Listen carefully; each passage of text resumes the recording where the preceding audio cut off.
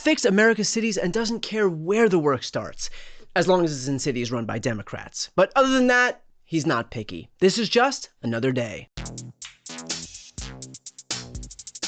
Being the Speaker of the House is no easy job, unless, of course, you simply do and say whatever Donald Trump instructs you to do. Then I suppose it's a pretty easy gig. We cannot allow crime to devastate, ruin our great cities in America, certainly not the greatest capital in the world. And so we've got to end the crime wave, we've got to clean up the city, and we've got to make sure that it shines as it should, as the nation's greatest nation's greatest capital. That's right, Washington, D.C., home to gorgeous monuments, centuries of history, and some of the country's most fascinating museums that, according to our president, keep talking about what a downer that whole slavery thing was. But it's clear that Mike Johnson cares deeply about eradicating crime from all American cities.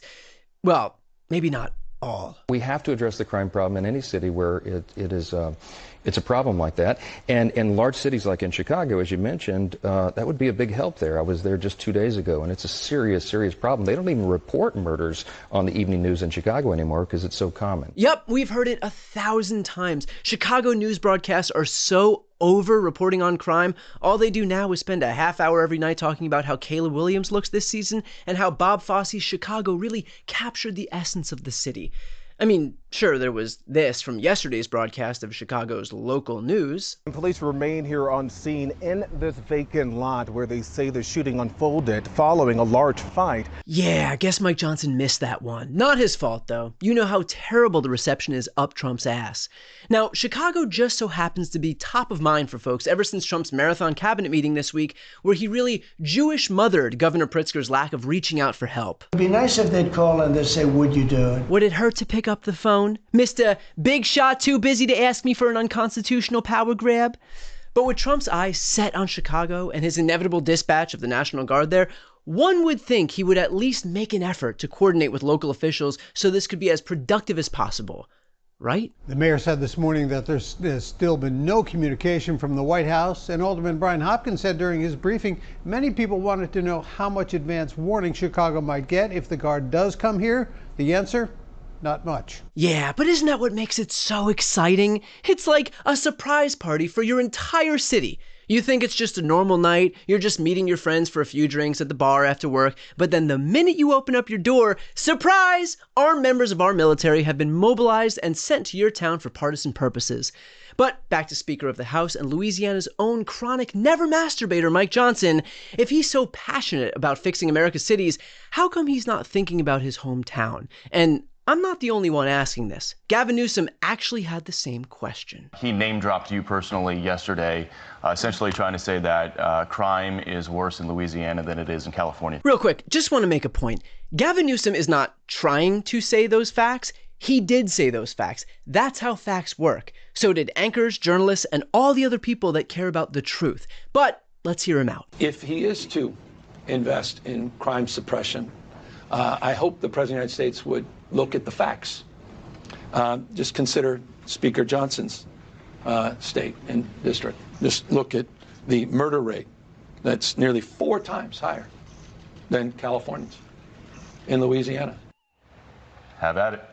Again, Gavin Newsom will do anything for attention. He can name drop me all he wants. He needs to go and govern his state and not be engaging in all of this. I find it pretty amusing how Mike Johnson, who rents a room inside of Donald Trump's colon, characterizes Gavin Newsom as attention-seeking and engaging in all of this, when his tiny penised landlord spends his nights tweeting about contract extensions of late-night hosts, and yet Mike Johnson finds that apparently very fitting of the office of the president. But let's give the speaker another shot, shall we? I was going to ask when you might be calling for the National Guard in Shreveport, which is, you have part of your district is Shreveport. The FBI statistics, actually violent crime per 100,000 residents higher in Shreveport last year than Washington, D.C.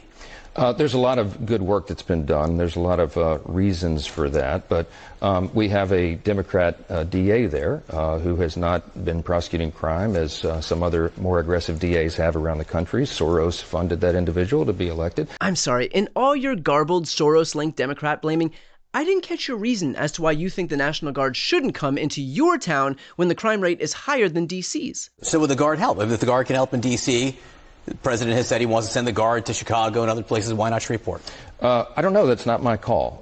Would you it may ask be him for necessary. that? Well, I don't know. Let's take one city at a time and see. Yeah, Mike Johnson just wants to take this one city at a time. Hell, he's cool with even picking them at random. Just throwing some darts at a totally unbiased dartboard, and whatever happens, happens.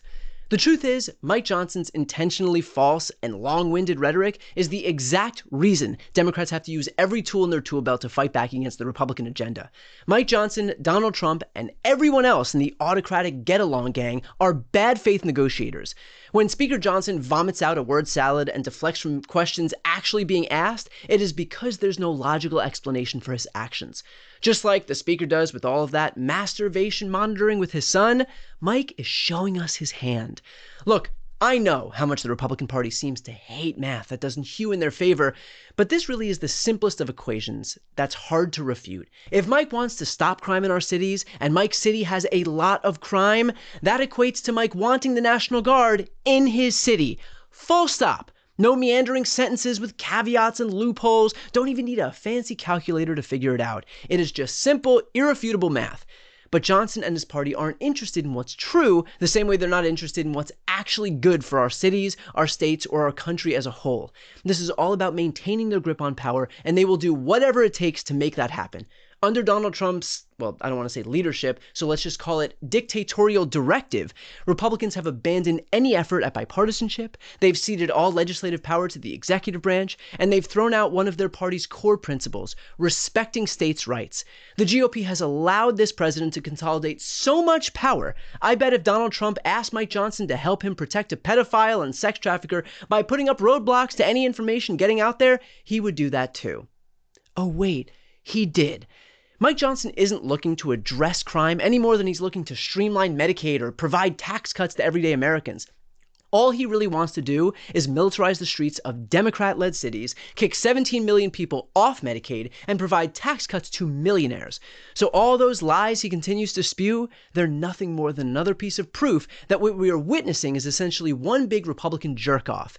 Not that Mike Johnson would know anything about that. Before you go, if you enjoyed this content and you want to see more and support independent media, please subscribe to this channel. The subscribe button will be right here on the screen. But second, the reality is that we are now in a political environment where this administration can lean on any of the social media platforms to suppress certain voices if they don't like critical coverage. That means my longevity here is in the hands of a few tech billionaires who are already making it clear that they are willing to cater to this administration. To that end, signing up for my newsletter is a way for me to reach you directly if that ever becomes necessary. I'll put the link right here on the screen as well, so please sign up. It's free, but there's also an option to do a paid subscription if you'd like to support me and my team. I really appreciate it. Thanks so much.